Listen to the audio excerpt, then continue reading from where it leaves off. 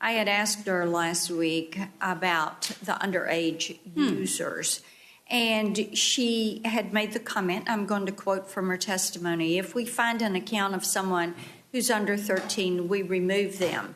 In the last 3 months, we removed 600,000 accounts of under 13-year-olds, end quote. And I have to tell you, it seems to me that there's a problem if you have 600,000 accounts from children who ought not to be there in the first place. So what did Mark Zuckerberg know about Facebook's plans to bring kids on as new users and advertise to them? There are reports within Facebook that show cohort analyses where they examine at what ages do people join Facebook and Instagram.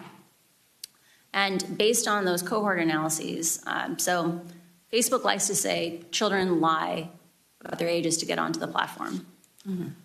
The reality is enough kids tell the truth that you can work backwards to figure out what are approximately the real ages of anyone who's on the platform.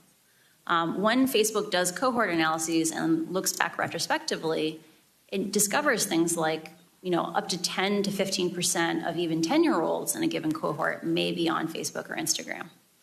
Okay, so this is why Adam Mosseri, who's the CEO of Instagram, would have replied to Jojo Siwa when she said to him, oh, I've been on Instagram since I was 8. He said he didn't want to know that. Yeah. So it would be for this reason, correct? A pattern of behavior that I saw at Facebook was that often problems were so understaffed that there was kind of an implicit discouragement from having better detection systems. So, for example, I worked, my last team at Facebook was on the counter-espionage team within the threat intelligence org.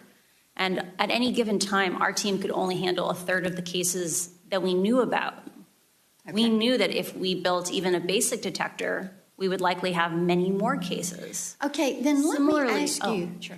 Let me ask you this. So you look at the way that they have the data, but they're choosing to keep that data and advertise from it, right? Mm-hmm. You sell it to third parties. Mm-hmm. So what does Facebook do? You've got these 600,000 accounts that ought not to be on there. Mm-hmm. Probably more. Mm-hmm. And right. Yeah. But then you delete those accounts. But what happens to that data? Does Facebook keep that data? Do they keep it until those children go to age 13? Since, as you're saying, they can work backward and figure out the true age of a user. So what do they do with it? Do they delete it? Do they store it? Do they keep it? How do they process that? My understanding of Facebook's data retention policies, and I want to be really clear, I didn't work directly on that, is that when they delete an account, they delete all the data within, I believe, 90 days in compliance with GDPR. With regard to children underage on the platform, Facebook could do substantially more to detect more of those children, and they should have to publish for Congress those processes because there are lots of subtleties in those things, and they could be much more effective than probably what they're doing today. Got it. Now, staying with this underage children, since this hearing is all about kids and about online privacy, I want you to tell me how Facebook is able to do market research on these children that are under age 13, because Mrs. Davis was really, she didn't deny this last week.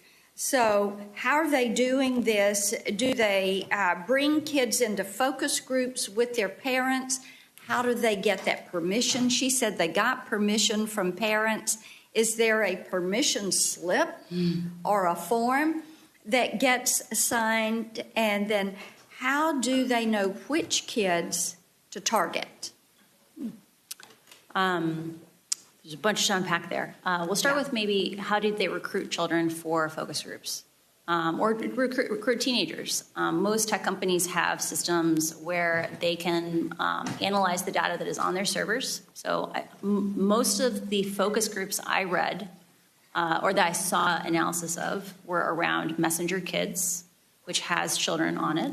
And those focus groups appear to be children interacting in person. Often, large tech companies use either sourcing agencies that will go and identify people who meet certain demographic criteria, or they will reach out directly based on data on the platform. So, for example, in the case of Messenger Kids, maybe you would want to study a child that was an active user and one that was a less active user. You might reach out to some that came from each population. And so these are children that are under age 13. Yeah. And they know it.